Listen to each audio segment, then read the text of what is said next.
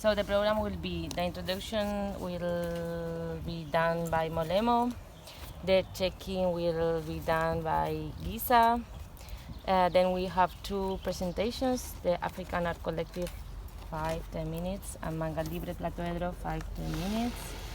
Then Common Life Project will present as well, and then we'll do exercises of collective reading. Molema will lead it, and the totem exercise, Laura will lead it.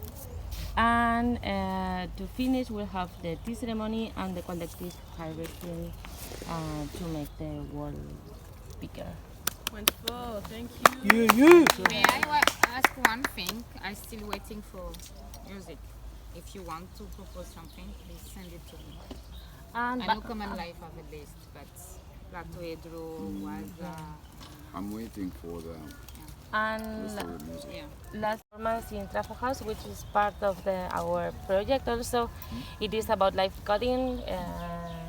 When we'll do it, it is like he uses software, free software to play music and to make people dance. So then we can share some beers and dance. Music. We're comfortable, it's not a performance, we're chilled. And we continue what we've been building over the last few days.